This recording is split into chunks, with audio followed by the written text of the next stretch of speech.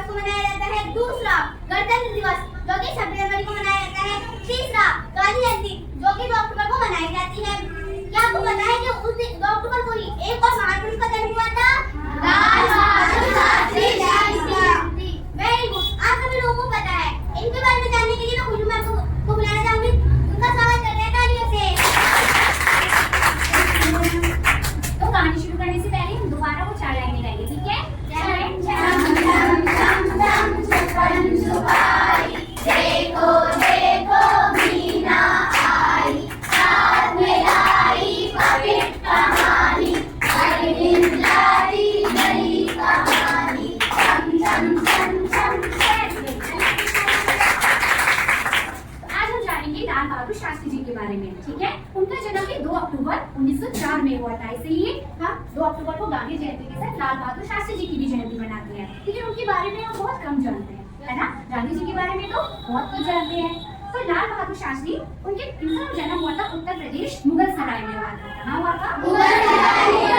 और इनके पिता श्री मुंशी शारदा श्रीवास्तव। क्या नाम था? श्री मुंशी शारदा श्रीवास्तव। और इनकी माँ का नाम था राम दुलारी। क्या था? राम दुलारी। क्योंकि बचपन में ये अपने सभी भाई बहनों में छोटे थे और इसलिए सभी इन्हें प्यार से नन्ही बुलाते थे। क्या बुलाते थे?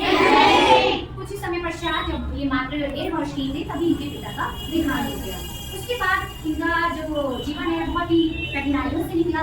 इनकी माँ फिर इनको लेके ननिहाल चली गई। फिर आगे की पढ़ाई इनकी वहीं पे हुई। पढ़ाई में इनकी जो है वो काफी कठिनाइयों से हुई। इनका स्कूल बहुत ही दूर था और ये गंगा नदी को पार करके बहुत दूर तैर कर फिर स्कूल पहुंचते थे। अब आप लोग बताओ, नदी तैर करके कैसे जाते होंगे? फिर उनका बैग भी तो भीग जाता होगा ना? नाव में कि गंगा नदी तैर कर जाते थे स्कूल। के लिए कैसे बचाते थे फिर वो अपनी ड्रेस उतार के उसे बैग में रख के, बैग को सर पे रख के पूरी गंगा नदी पार करके फिर स्कूल जाते थे। इस चक्कर में कई बार वो स्कूल के लिए लेट भी हो जाते थे और इनके टीचर्स इनको गुस्से में फिर वो क्लास से बाहर कर देते थे कि तुम लेट हो गए हो तो बाहर खड़ी ही सारे नोट्स बनाते थे। इन्होंने स्कूल जाना नहीं छोड़ा और अपनी पूरी पढ़ाई करी। आगे की पढ़ाई इन्होंने काशी विद्यापीठ से करी जहाँ से इन्हें शास्त्री की डिग्री मिली, शास्त्री की उपाधि मिली। और पता है जब उनको ये उपाधि मिली शास्त्री की तो उन्होंने सबसे पहला काम क्या किया? उन्होंने सबसे पहले अपने नाम के आगे जो जाति सूचक शब्द था श्रीवास्तव उसको हटा दिया और अपने नाम के आगे क्या लगा दिया? तभी से उनका नाम पड़ गया लाल बहादुर शास्त्री। प्यार से उनको क्या कहने लगे? शास्त्री जी। क्या कहने लगे? शास्त्री जी। तो शास्त्री जी की कई प्रेरक घटनाएं जिन्हें आज भी याद किया जाता है, बच्चों को सुनाई। बात उस समय की है जब लाल बहादुर शास्त्री जी रेल मंत्री थे। क्या थे? रेल मंत्री बनने के बाद भी वो बिल्कुल साधारण जीवन जीते थे। मतलब उन्होंने ना तो अपने लिए कोई पर्सनल कार रख रखी थी, वो जिसपे जनता चलती थी ट्रेन में, बस में और टैक्सी में धक्के खाते थे, वैसे वो भी ट्रेन में हो जिसमें बाकी जनता घूमती थी उसी में घूमते थे। तो एक बार की बात है कि उनको ट्रेन से कहीं जाना था, क्योंकि वो स्टेशन पहुंचने में लेट हो गए तो ट्रेन जो है वो तो अपने समय से ही शुरू हो गई। ट्रेन ने सिग्नल दे दिया था, ट्रेन चलना शुरू हो गई। तो जो गार्ड था जब उसको पता चला कि अरे शास्त्री जी भी इसी ट्रेन से जाएंगे, वो अभी तक ट्रेन में नहीं बैठ पाए हैं, तो उसने पता क्या किया? उसने हरी झंडी नीचे कर दी और ट्रेन को रुकवा दिया। अब सारे लोग परेशान, सारी सवारियां परेशान कि अरे सिग्नल तो हो गया, ट्रेन आगे क्यों नहीं बढ़ रही है? फिर थोड़ी देर बाद ही शास्त्री जी आ रहे थे स्टेशन की ओर। गार्ड ने जैसे ही देखा कि अरे शास्त्री जी आ गए हैं, वो तुरंत दौड़ा उनके पास चला गया। अरे शास्त्री जी जाइए, मैं आपका सामान ले लेता हूँ। अरे आपको पता है जब मुझे आपके बारे में पता चला कि आप आ रहे हैं तो मैंने आपके लिए पूरी ट्रेन ही रुकवा दी। शास्त्री जी उसको देखने लगे ऊपर से नीचे तक, फिर चुपचाप जाके ट्रेन में बैठ गए। अब गार्ड बड़ा खुश, आज मैंने मंत्री जी के लिए तो इतना अच्छा काम किया है। अब मंत्री जी खुश होते जरूर मुझे क्या कर देंगे? कुछ देंगे या मेरे को प्रमोट कर देंगे, तरक्की हो जाएगी अब तो मेरी। लेकिन शास्त्री जी ने पता क्या किया?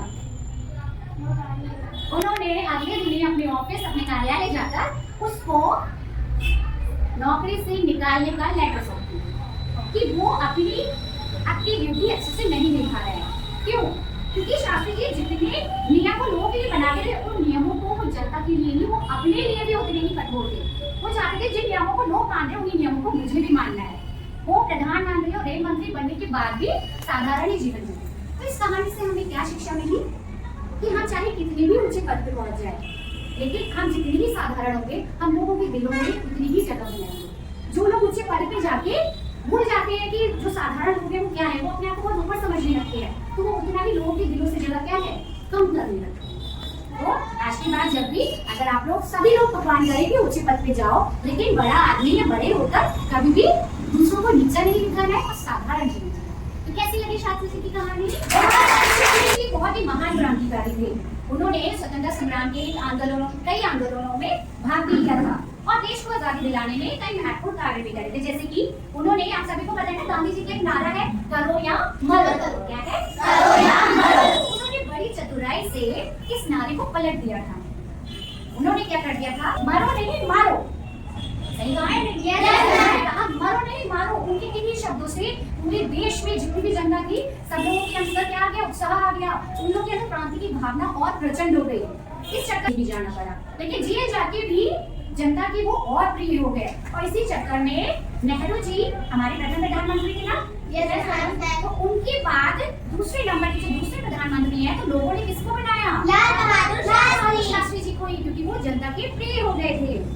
प्रधानमंत्री बनने के बाद उनके सफल मार्गदर्शन से उन्होंने देश को बहुत आगे बढ़ाया। उनकी जैसे कि अनाज की कीमतों में उन्होंने कमी करी कि अनाज इतना महंगा नहीं होना चाहिए, थोड़ा सा कम होना चाहिए। भारत और पाकिस्तान की लड़ाई में उन्होंने सेना को पूरी छूट दी थी। जी को लोगों से बहुत ही प्यार था। वो जितना जवान को प्यार करते थे, उतना ही किसानों को भी प्यार करते थे। इसीलिए उनका एक नारा भी था, जय जवान जय किसान। क्या नारा था? जय जवान जय किसान। इस नारे से भी लोगों में खुद खेती करने की भावना जागी और कई लोगों ने फिर खेती करना शुरू कर दिया था। उन्होंने वो हरित क्रांति भी लेकर आए थे और श्वेत क्रांति भी वही लेकर आए थे। हरित क्रांति से उनका नारा ये था कि हर कोई अपनी खेती करके अपने लिए अनाज उगाएगा। और सफेद क्रांति से उन्होंने ये कहा था कि जितना आप गाय का पालन करेंगे, गाय भैंस और दूध का पालन जितना आप खुद करेंगे, उतना ही हमारे लिए अच्छा है। ठीक है।